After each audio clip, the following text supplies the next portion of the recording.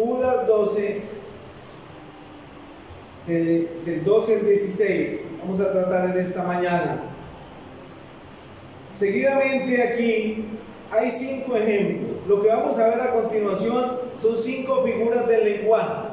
Entendamos que en la Biblia se habla varias veces de figuras del lenguaje, o sea, como la metáfora, el símil, el sinéndoque, la hipérbole, y bueno, todos estos aquellos que deberíamos conocer cuando leemos la Escritura. ¿Por qué? Muchas veces el Señor Jesucristo hablaba como, ¿en qué? ¿En qué? En parábolas. ¿Y por qué lo hacía? Muchas veces era para clarificar el mensaje. O sea, cuando hay una figura de lenguaje es para aclarar lo que se está hablando. No para dificultarlo más, no para ponerlo más difícil. No, hay una figura para que a nosotros nos quede más claro entender. ¿Recuerdan lo que dice Juan 10:9? El Señor Jesús dijo: yo soy la puerta. El que por mí entrare será salvo, entrará y saldrá y hallará paso. Entonces, el Señor estaba usando aquí una metáfora. ¿El Señor es una puerta de madera? No, Él lo que estaba queriendo decir cuando dijo yo soy la puerta es que yo soy la entrada de acceso al reino de los cielos. ¿Sí ven? Entonces, aquí en versículo 12 y en adelante vamos a hablar de varias figuras, varias metáforas. La primera, encontramos ahí mismo en el versículo 12, dice estos son manchas en vuestros ágapes. La palabra mancha aquí es espílades, que quiere decir una roca poco profunda, un arrecife, más o menos, es lo que quiere decir esa palabra. Pensé que quería decir algo como algo que se ensuciaba nuestra ropa, pero estudiándolo un poco entiendo eso. Y yo no sé, hermanos, si ustedes han montado alguna vez en alguna embarcación, o al menos hemos visto lo peligroso que es una roca para un barco. De hecho, en los mares, normalmente en los lugares peligrosos hay faros que desde lejos avistan una luz para que el barco no encalle, porque eso es trágico, es peligroso. Entonces, este tipo de personas, miren cómo inicia el versículo 12, estos ¿quiénes son? De los que se ha venido hablando, de los que hemos venido hablando, estos apóstatas, porque aquí todavía el tema es la descripción de estos apóstatas, como los venía haciendo un recuento hace un momento. Entonces, este tipo de personas son manchas, son como escollos medio profundos, son como esas rocas que están así, que no se ven a simple vista, pero que están muy superficiales y que pueden hacer naufragar una embarcación, que pueden traer peligro a nuestras vidas. O sea que cuando el escritor le dice, miren, tengan cuidado con ellos, porque son de este tipo, no se ven, son manchas en vuestros ágapes. Y yo creo que la mayoría entendemos qué es ágape, ¿cierto? Si hablamos de ágapes, obviamente, o ágape es el amor sacrificial, pero ágape era el tipo de comida que se realizaban entre la iglesia, entre los hermanos, un festín de amor que extrañamos y que hace harto no realizamos. Bueno, cuestiones que ya sabemos por qué, pero que esperamos prontamente realizar. Y digo extrañamos porque cuando se dice ágape, ¿qué pasa? Uno empieza a sonreír. O sea que no solo yo extraño el ágape, todos extrañamos el ágape. Y dice aquí, estos son manchas en vuestros ágapes que comiendo impúdicamente con vosotros se apacientan a sí mismos. O sea, estas personas se reunían valga la redundancia, en las reuniones de la iglesia, a estos festejos, pero ellos tenían sus propios intereses peligrosos en contra de la iglesia. Que comiendo impúdicamente quiere decir sin respeto, se apacientan a sí mismos, o sea, no apacientan la iglesia. A ellos no les importa la iglesia, no les importa el rebaño, se apacientan a sí mismos. A ellos no les importa usted, no les importa a mí, no. Son personas inescrupulosas y simplemente buscan su propio beneficio. Ellos no velan por las almas. Y aquí el escritor los está colocando en evidencia. Miren, cuidado, son peligrosos y se van a introducir entre ustedes, y aparte de eso se apacentarán ellos porque no les importa a ustedes. No así los creyentes. Los creyentes no somos así. El creyente no es hay un tipo de creyente que hoy en día está de moda en muchos lugares, es el creyente cine, el creyente de cine. ¿Usted sabe cuál es el creyente de cine? Como el creyente que llega a ver una película, no le importa nada el que está aquí o el que está acá, él simplemente llega a una película un domingo, no le importa si hay problema aquí, si hay problema allá, si puedo ayudar acá, simplemente llega, no saluda y se va y no saluda y vuelve el otro domingo así. Ese es un creyente tipo de cine. Pero el creyente verdadero no hace eso. Este tipo de personas son así. Se apacientan a sí mismos, no les interesa a los demás. La segunda figura está ahí mismo en el versículo 12. Nubes sin aguas, o sin agua, llevadas de acá para allá por los vientos. Nubes sin agua. O sea, gente llevada, desorientada por las corrientes de esta vida, sin agua, sin peso, sin ninguna esencia. Prometen lluvia, pero no tienen. Y yo no sé, hermanos, cuando uno está en un verano, esos veranos que se sabe hacer sobre todo en nuestra tierra, ¿y qué es lo que espera uno cuando ya llevan varios días o varias semanas sin llover? ¿Qué es lo que uno espera? Llueve. Y ve usted las nubes y se puso el cielo oscuro y gris. ¿Y qué es lo que uno dice? Y empieza a tronar, pero amaneció y no llovió. Así son este tipo de personas. Prometen que va a haber lluvia. Por eso son soñadores. ¿Se acuerdan? Hace 8 días son soñadores. Dios te tiene para grandes cosas. Dios te tiene para ser el mejor. Tú vas a hacer cabeza, no colas. Son soñadores. No tienen esencia. Miren lo que dice el Señor en Lucas 12:54. Decía también a la multitud: cuando veis la nube que sale del poniente, luego decís, agua viene, y así sucede. Es lo normal. Cuando vemos que va a llover, qué bueno cuando nos saciamos, pero cuando este tipo de personas llegan, prometen mucho, pero al final no tienen esencia. No tienen esencia. Proverbios 25:14 dice: como nubes y vientos sin lluvia. Miren lo que dice este proverbio. Como nubes y vientos sin lluvia, así es el hombre que se jacta de falsa liberalidad. Tremendo. Este tipo de personas, la descripción de ese tipo de apóstatas son ellos. Prometen y parece que va a caer un aguacero, pero en realidad todo sigue tan seco o peor de seco como antes. Pero vemos un contraste en las palabras de nuestro Señor Jesucristo. Los apóstatas, ¿qué dicen? Son nubes. ¿Qué se dice de ellos? Pero sin agua. No pueden saciar. Pero miren lo que dice el Señor. No perdamos el pasaje. En Juan 7:37, Evangelio de Juan, capítulo 7, verso 37. En el último y gran día de la fiesta, Jesús se puso en pie y alzó la voz diciendo: si alguno tiene sed, venga a mí y beba. El que cree en mí, como dice la Escritura, de su interior correrán ríos de agua viva. Estos prometen lluvia, pero no tienen una gota de agua. Pero si vamos a nuestro Salvador, Él es un manantial de agua de vida eterna.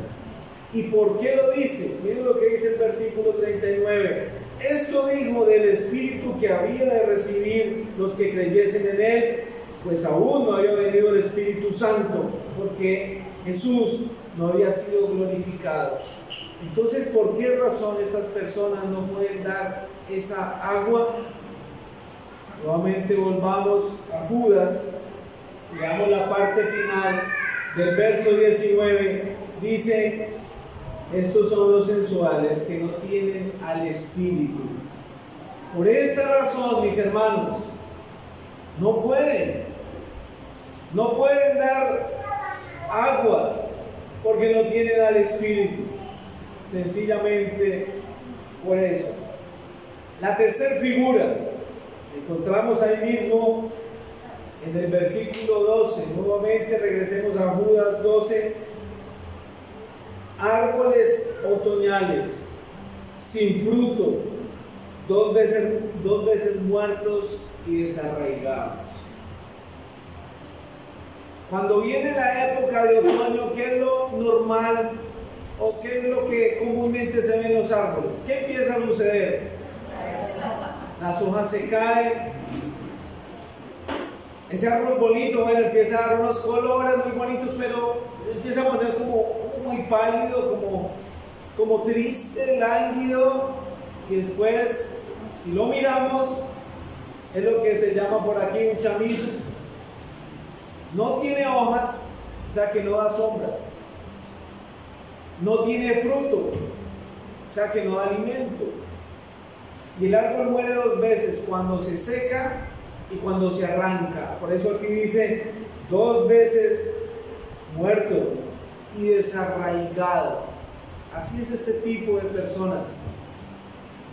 Aquellos que se introdujeron. Y hermanos, lo más tremendo de eso es que existieron en la iglesia. Se introdujeron en la iglesia. Y esta carta fue escrita aproximadamente alrededor de más de 2000 años. Y ya estaba este tipo de personas. Pablo también lo dice, el apóstol Pedro también lo dice. ¿Cuánto más nos debemos cuidar nosotros, hermanos? ¿Y cuánto más debemos estar dispuestos a defender la fe que un día se nos fue dada? El día de mañana, hermanos, ustedes no saben el Señor dónde los va a colocar. Si es aquí, es en otro lugar, en otra ciudad, en otro país. O llegarán más personas. Y podemos pensar, bueno, gloria a Dios, en este momento estamos gozando de algo así, gracias al Señor. Pero puede llegar a pasar. Y si la iglesia no tiene conocimiento de la Escritura, de la palabra de Dios, puede abrazar a este tipo de personas creyendo que son ángeles de luz. Mas si la iglesia está preparada en la Escritura, va a detectar que algo no está bien y va a poder confrontar por medio de la Escritura y así impedir que un daño terrible llegue a la iglesia. Amén. En contraste, miren lo que dice Jeremías 17, del 7 al 8. De estos que son como árboles otoñales, que aparentemente tienen un color muy bonito inicialmente, pero después vemos que no tienen nada que ofrecer. Jeremías 17, 7. Bendito el varón que confía en Jehová y cuya confianza es Jehová, porque será como el árbol plantado junto a las aguas, que junto a las corrientes echará sus raíces y no verá cuando viene el calor, sino que su hoja estará verde y en el año de sequía no se fatigará ni dejará de dar fruto. Todo lo contrario, bendito el varón, bendecido. Ahora mire lo que dice el Señor Jesucristo también, para que tengamos en cuenta. Mateo 7, 19. Todo árbol que no da buen fruto es cortado y echado en el fuego. Así que por sus frutos los conoceréis. O sea, aquí el Señor nos está diciendo, la evidencia de un hombre de Dios es que es el fruto, no es el don. ¿Sí ven? Es el fruto. Por eso pueden hablar muy bonito, pueden exhortar muy bonito. De hecho, ¿por qué es que la mayoría de la gente hoy en día corre tras unas llamadas mega iglesias? ¿Qué es lo que ven allí? ¿Qué es lo que ven? El milagro. Es que le hizo crecer un pie y yo lo vi. Es que cayó escarcha del cielo, cayó polvo de oro. Hay un lugar donde caen diamantes. ¿En serio? Bueno, eso es lo que dicen. Y salen videos, salen las personas ahí y con la frase repetida, maliciosa y permisiva, una frase terrible. Dios me dijo, Dios me habló que buscara un diamante aquí. Yo me agaché y se puso a buscar debajo de los zapatos, sí, y mostraba un diamante, ¿no? Entonces, ¿cuántas personas que ven esto por los medios de comunicación van a este lugar? Muchas. A buscar al Señor, a buscar el diamante. Al Señor no. ¿Por qué? Porque son este tipo de apóstatas. Los que ofrecen mucho, pero no dan nada. Y la gente los sigue es por eso, por el beneficio.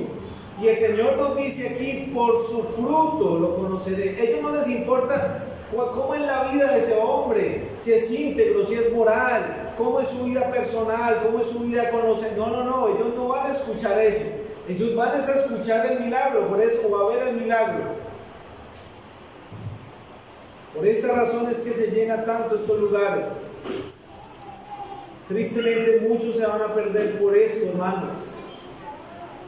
Pero qué bueno que la iglesia tenga conocimiento de la Escritura. Por los frutos se conoce lo que es. Hermano, hermana, una persona puede hablar muy bonito y puede poner una voz así, toda. De hecho, ¿cómo es que las personas estafan tanto hoy en día? El estafador no viene a decir, oiga, yo lo vengo a robar, venga a ver, no. Él viene con un disfraz y tengo mi familia allí enferma y mire, nos han llegado hasta con la cara pintada de grasa, mire, estoy varado. Mentiras, se están robando, así mismo lo están haciendo estos apóstatas. Pero ¿cómo los conocemos? Por su fruto. Por su fruto lo conoceréis. Ustedes recuerdan lo que pasó cuando Moisés y Aarón entraron a la presencia de Faraón. Estaban unos encantadores, lo pueden leer en sus casas, Éxodo 7 del 8 al 13. Y tiran la vara de Aarón. ¿Y ellos qué hicieron? Hicieron lo mismo, hermanos. Las varas de ellos se convirtieron en culebras. La diferencia fue que la de Aarón se comió las dos culebras. Para que aprendan. El poder del Señor está sobre todo. Pero si ven, hermanos, ¿cómo se conoce entonces? Pero si miramos la vida de Faraón, si miramos la vida de los encantadores detalladamente, ¿qué decimos? Instrumentos del diablo, sencillamente. Asimismo, estas personas se deben de conocer por su fruto, no por los dones que dicen tener. Colosenses 2 y 6 dice así: por tanto, de la manera que habéis recibido al Señor Jesucristo, andad en Él, arraigados. Miren lo que le dice esto el apóstol a la iglesia. Así como ustedes recibieron al Señor, anden en Él, arraigados, como el árbol que echa raíz, y sobreedificados en Él, y confirmados en la fe, así como habéis sido enseñados, abundando en acciones de gracias. ¿Por qué esta exhortación? Porque la iglesia debe crecer, hermanos, en el conocimiento, en el amor, en toda sabiduría espiritual. No tanto en estatura, no me preocupen, mis hermanos y hermanas. Hay cosas que ya el Señor tuvo misericordia hasta ahí. Pero sí el Señor nos invita a crecer. Y es como si tuviéramos una planta. Hermanos, yo les voy a colocar este ejemplo. Resulta que ustedes en el colegio a veces nos hacían este experimento y tenemos que tener una plantica y darle agüita y asolearla y cada semana, o dependiendo del tiempo, medirla, hacer un estudio de ella y era una buena nota. Pero ¿qué pasa si esa planta usted la riega, usted le da alimento, usted la pone al sol, pero no crece? Y es una semilla igual que la de los demás. O sea, usted puede decir, no, de pronto la mía era diferente. No, estamos hablando de lo mismo. Pero esa planta no crece. ¿El problema de quién es ahí? ¿Del que la riega o de la planta? Otro ejemplo. En el rebaño están las ovejas. Y todas las ovejas tienen el mismo alimento. Ellas se apacientan en el mismo lugar. Ellas beben de la misma agua. Ellas las cuida el mismo pastor. Pero hay una oveja en especial que no quiere crecer. Y es la más arrutanadita, es la más esta, la que más problemas da. ¿El problema es del pastor o es de la oveja? Hermanos, ¿por qué a veces nosotros somos tan insensatos y no vemos eso en nuestra vida? Aquí se da el mismo alimento para todos. El Señor nos dejó la Escritura con el mismo alimento.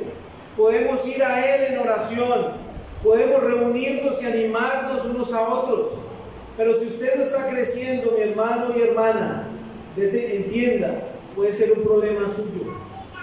Ya sea un pecado oculto, ya sea falta de compromiso, ya sea que no está orando, no quiere leer, no quiere avanzar. Pero muchas veces es fácil decir, es que los hermanos, o es que la iglesia, o es que no me entienden. O tal vez la pregunta puede ser, si es una oveja o no es una oveja. Porque muchas veces queremos meter una cabra a las malas dentro de las ovejas y decirle a todos que es una oveja y es una oveja, cuando tal vez no sea una oveja.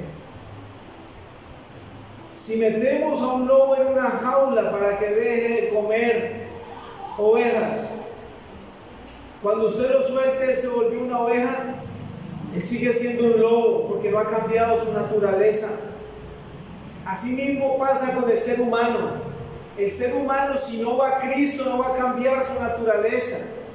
Simplemente puede adoptar una religión, volverse un religioso, ir cada 8 días, de un día dejé de tomar, me dio por tomar y organicé mi hogar y hoy estoy tranquilo, ya no tengo problemas y vivo tranquilo así, ya no me emborracho y eso, y voy cada domingo. ¿Eso es el cristiano? Eso es un religioso que un día se va a condenar en el infierno. La persona tiene que ir a Cristo, reconocer que es un pecador, un vil pecador que merece una condenación, rogarle que el Señor lo perdone y Él lo va a perdonar si viene arrepentido sinceramente y en fe, depositando toda su fe y su confianza en Él. Y cuando eso pasa, esa persona, a través del Espíritu Santo, a través de la palabra de Dios, a través de la comunión de los hermanos, empieza a crecer, así sea lentamente, va a crecer. Tiene que crecer porque tiene una nueva naturaleza, es una nueva criatura.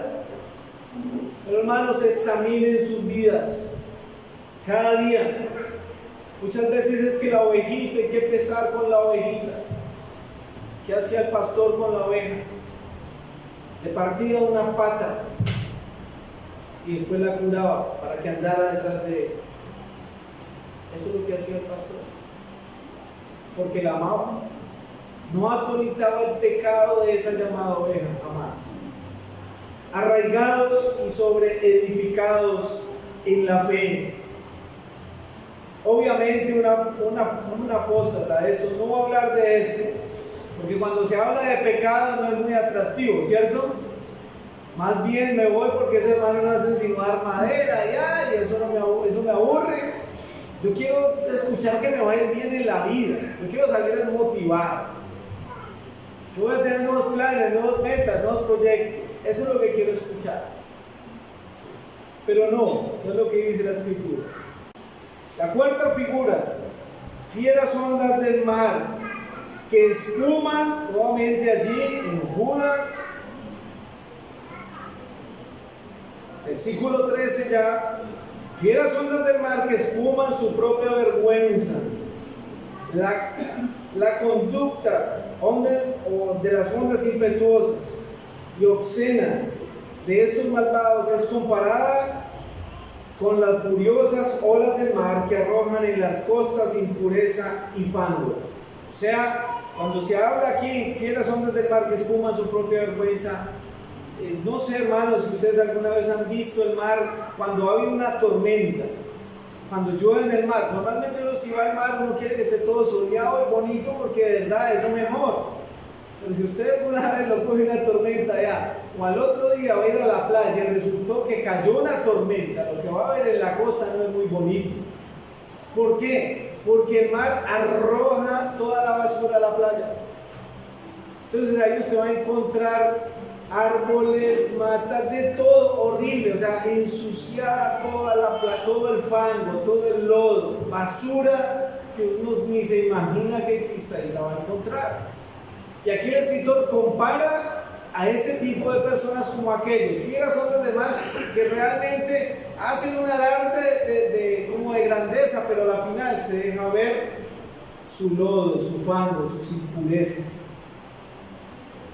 Isaías 57, 20, 21 dice: pero los impíos son como el mar, en tempestad, que no pueden estarse quietos, y sus aguas arrojan cieno y lodo.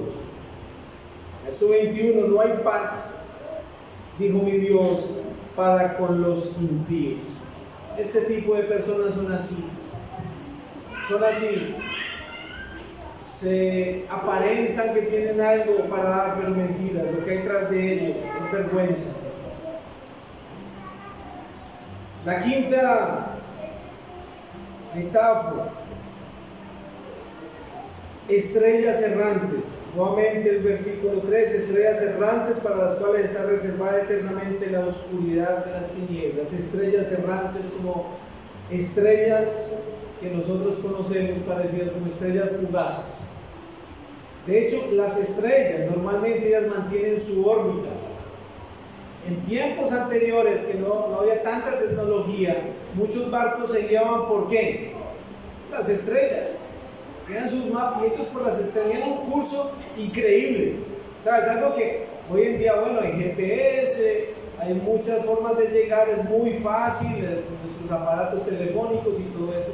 Anteriormente no, pero estas estrellas tenían su órbita y por ahí se guiaban, era como su camino. Este tipo de personas son todo lo contrario. No tienen su órbita, son errantes, no tienen un lugar fijo. Parecieran brillar, tienen luz atrayente, pero después se van, desaparecen y no dejan sino un triste vacío oscuro.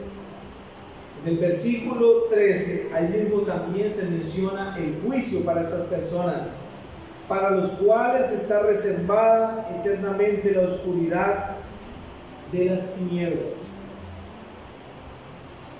En 2 de Pedro, capítulo 2, versículo 12, vamos a leerlo. 2 de Pedro, capítulo 2, versículo 12, habla de esto, o de estas personas. Pero estos, hablando mal de cosas que no entienden, como animales irracionales, nacidos para presa y destrucción, perecerán en su propia perdición, recibiendo el galardón de su injusticia, ya que tienen por delicia el gozar de deleites cada día. Estos son inmundicias y manchas. Miren lo que dice Pedro, es muy similar a lo que estamos leyendo. Quienes aún mientras comen con vosotros se recrean en sus errores. Tienen los ojos llenos de adulterio, no se sacian de pecar, seducen a las almas inconstantes, tienen el corazón habituado a la codicia y son hijos de maldición. Han dejado el camino recto y se han extraviado siguiendo el camino de Balaán, hijo de Beor, el cual amó el premio de la maldad y fue reprendido por su iniquidad, pues una muda bestia de carga, hablando con voz de hombre, refrenó la locura del profeta. Estos son fuentes sin agua y nubes empujadas por la tormenta, para los cuales la más densa oscuridad está preservada para siempre. O sea que desde aquí ya se está hablando tristemente del destino de estas personas. También quiero hacer énfasis en algo, hermanos. Cuando hablamos de estas personas, no es por hacer alarde, ni es por decir ojalá, menos mal que se condenen. No, hay personas que aún están en ese camino. Qué bueno que reconvinieran sus pasos y dejaran todo y vinieran a Cristo para que fuesen salvos. Pero lo triste es que también hay muchas personas que tienen las mismas características de ellos, que también van a ser condenados. Lo que les espera es una condenación terrible, no solo a los apóstoles, sino a los que no creyeron en el Señor y siguieron las pisadas de este tipo de personas. Versículo 14, nuevamente regresemos allí. De estos, dice el versículo 14, o sea, ¿de quiénes? De este tipo de personas, de estos apóstatas, de estos falsos maestros, profetizó Enoc, séptimo desde Adán, diciendo: aquí viene el Señor en su santa decena de millares. Aquí desde la antigüedad ya se había hablado de este tipo de personas. En Hebreos 11:5 se habla de Enoc también. ¿Dónde encontramos a Enoc? Séptimo desde Adán. Enoc, el padre de quién? Matusalén. Tremendo. Entonces allá en Génesis 5, 21, 24 ustedes pueden leer la historia donde aparece este hombre, Enoc. Matusalén fue el hombre que más tiempo vivió sobre la tierra, se dice, más o menos, que fue el mayor, o el segundo mayor, pero creo que es el mayor. 900 y algo de años, tremendo. Y a veces nosotros nos preocupamos porque ya vamos para los 30, ¿no?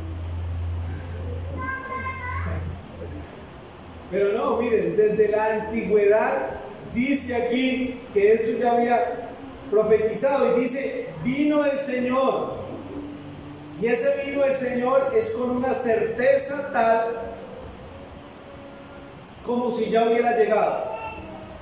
Sabemos que el Señor en ese tiempo no había venido en la forma en que vino ahora, pero Él dijo: vino el Señor cientos de años, miles de años antes, con tal certeza. Miren lo que dice el versículo 15: para hacer juicio contra todos y dejar convictos a todos los impíos de todas sus obras impías que han hecho impíamente, y de todas las cosas duras que los pecadores impíos han hablado contra él. Aquí Judas da énfasis en el carácter y en las obras de estos hombres. Primero utiliza un sustantivo, impíos, después un adjetivo, obras impías, y después un adverbio, impíamente.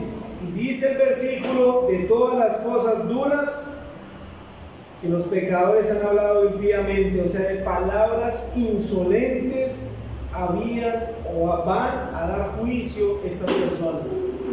Que lastimosamente, hermanos, es triste también ver cómo desde los púlpitos se ha perdido la reverencia, no solo en los lugares de congregación, sino aún desde los púlpitos, las personas que predican, irreverentes, como si le estuvieran hablando quién sabe a quién. O sea, todo está hoy en día muy cool, muy a la moda, y tenemos que ponernos a la moda para atraer gente. Pero estos no solo hablan de una forma irreverente, sino que cuando se refieren al Señor, lo hacen con una forma grotesca, inadecuada. ¿Y qué dice el Señor en cuanto a las palabras? ¿Qué dice el Señor en cuanto a nuestro vocabulario? Mateo 12:34. Miren lo que dice el Señor: generación de víboras, ¿cómo podéis hablar lo bueno siendo malos? Porque de la abundancia del corazón habla la boca. El hombre bueno del buen tesoro del corazón saca buenas cosas, y el malo del mal tesoro saca malas cosas. Mas yo digo que de toda palabra ociosa Escuchen esto, hermanos, toda palabra ociosa, que quiere decir inútil, que no tiene trabajo, o sea, una palabra sin provecho, que hablen los hombres, de ella darán cuenta en el día del juicio. Obviamente, claro, estamos hablando de personas que van a tener que dar cuentas en el día del juicio para condenación por lo que hablaron. Pero el creyente también un día va a dar cuenta de lo que habló ante el tribunal del Señor, que es muy diferente. Pero vamos a dar cuenta de lo que hablamos y decimos. Así que en otras palabras debemos de controlar lo que hablamos. Pero tremenda la forma en que el Señor dice ahí, generación de víboras. Hoy en día estamos viviendo en la era de cristal. La era de cristal es que no le diga nada al niño porque se deprime. La hermana o el hermano no, tiene la autoestima baja, ella es sensible. ¿Cuándo vemos eso en la Biblia, hermanos? De hecho, hay muchas predicaciones que las están quitando de los canales porque hablan de Cristo, hablan de la sangre. No le hablan de la sangre a los niños porque los aterrorizan. Y los están quitando de los canales porque eso causa trauma. No hable del infierno, cuidado. Hábleles de gozo, paz, amor, felicidad. Pero aquí el Señor está confrontando a una audiencia. Obviamente es una audiencia específica. Y les habla de palabras duras, generación de víboras. Imagínense, ustedes han escuchado que alguien refrene públicamente a alguien hoy día con estas palabras. Es difícil, ¿cierto? Ahora trasladémonos a años, 2000 años atrás, que era más difícil y más peligroso. De hecho, al Señor, ¿de qué lo acusaron? Y era digno de muerte. ¿Qué fue lo que dijeron? Blasfemia. O sea que una palabra lo podía usted llevar a la muerte. Y el Señor le dice, lo que dice en público, generación de víboras. Y ellos tuvieron que, porque era cierto, era cierto. Y hoy en día la psicología también se ha metido en las iglesias. No, hermano, no. Y no se trata de maltratar la iglesia, no se trata de hablar mal de los hermanos o de las hermanas o del mundo o de las personas de afuera. Ese no es nuestro trabajo. Pero sí se trata, hermanos, de que seamos contundentes, veraces con lo que hablamos, de que no tapemos la verdad, no minimicemos el dolor. No le podemos decir a alguien que va para el infierno, no, tranquilo, no se preocupe, Cristo te ama, y dejarlo. No, se va a perder, se va a condenar. Así mismo, hermanos, cuando entre nosotros hay algo que decir, seamos sinceros y reales. No dejemos ese cuento de que yo no le digo porque es que se pone brava, porque es que se pone bravo. Estamos hablando entre una iglesia que conoce a Cristo, que el Espíritu Santo mora en nosotros, que todo debe ser para la edificación. Debemos de tener carácter, hermanos. Y nuestro Señor lo dijo. Tuvo carácter. Cuando tuvo que decir las cosas, las dijo obviamente de la forma correcta. Versículo 16. Estos son murmuradores, querellosos, que andan según sus propios deseos, cuya boca hablan cosas infladas, adulando a las personas para sacar provecho. Imagínense el tipo de personas.